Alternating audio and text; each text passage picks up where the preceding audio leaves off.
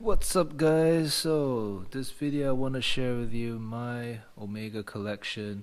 I love Omega as a brand, and to me the most iconic Omegas has to be this one right here, the Omega Seamaster, and obviously the the watch which I feel made Omega Omega and is keeping the company relevant, and that's none other than the Speedmaster. Right, beautiful watches, right? Seamaster, Speedmaster, lovely two watch combination for Omega. Um, this is just a simple James Bond, nothing special, really common, ubiquitous Seamaster 253 1.80 dive watch. Nothing too interesting. This one, however, is my Grail Speedmaster, and it's a straight lug. It's a straight lug Speedmaster, and it is the White, right? Lemania 321 movement, absolutely stunning movement, and I love it to bits, right? It's just vintage, well used vintage watch, and yeah, it's great. So that's my Omega collection. It's a vintage, and this one was made in 1965. This was 90s. When did James Bond come out with Pierce Brosnan? Somewhere in the 90s. Anyway, Omega. My thoughts on the company today. Well, I'm not. I just don't see myself buying a new Omega, any of the new models. Maybe a Railmaster is kind of cool, but at the same time, I would much rather have an Explorer.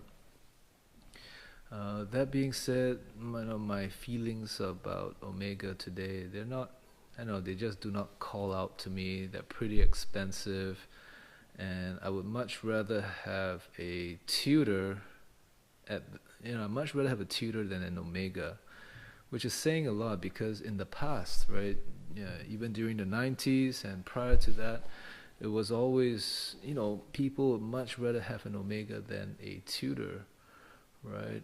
The problem is that Omegas are too expensive right now, and for what they're charging, I think you just got to pay a little bit more, and then you're in Rolex territory. And people would much rather have a Rolex than an Omega. I know people might kind of hate on me for this, but watches are about a little bit about snobbery, right? At the end of the day, Rolex is still more prestigious than an Omega for now, at least. Things might change in the future. Who knows?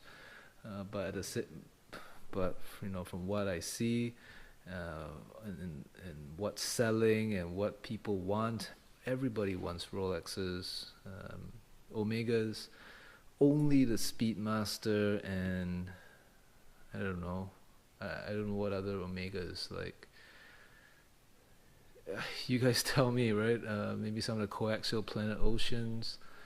I just can't think of any new Omega off the top of my head that makes me go wow. Maybe the Globemaster, you know. But even that, right? It's like, okay, that's a nice watch, and boom, I kind of forget about it. Even right now, I can't really remember what it looks like. I only remember the Globemaster kind of catching my eye. So Omega's problem, I feel today, is that it's just too expensive, and at that price point, people would rather pay a little bit more for a Rolex, or they would pay a little bit less for a Tudor. Right? In the past, I think Omega and Tudors were priced quite closely together, and I think people would much rather have an Omega than a Tudor because at the end of the day, Tudor is a great brand. I love Tudor as well. I had a Tudor, but Tudor will always be somehow linked to Rolex as being a poor man's Rolex, right? Although that's not true today, right? Tudor is kind of like coming of its own. It's trying to make its own, do its own thing, but it's still, you know, its history is that it was made for the masses, for people who could not afford a Rolex.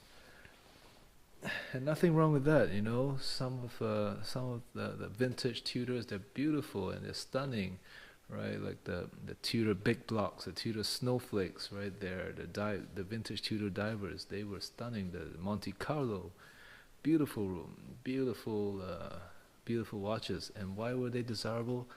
Because they did not pretend to be something that they were not. They were completely at ease at being an affordable Rolex, right? They were built to last, they were built well, and they didn't give a shit about it being less prestigious than a Rolex. However, I feel that Omega today, they have a complex issue with it being less prestigious than Rolex, and therefore they're trying to jack up the prices to compete with Rolex at that price point. In the past, you know, Omega, I don't think they really gave a shit about prestige, or whether they were seen as, you know, less prestigious than Rolex. However, today, you know, it's different, right? They want to be seen as a luxury sports brand, and because of that, I think it's kind of lost its appeal to collectors, simply because, you know, there's just a lack of sincerity for its newer pieces. You know, it was made. You know, the watches were made to profit, right? To make money, and it was this no, you know, a lot of celebrity endorsements, right? With George Clooney, Nicole Kidman, and I don't know who else, right?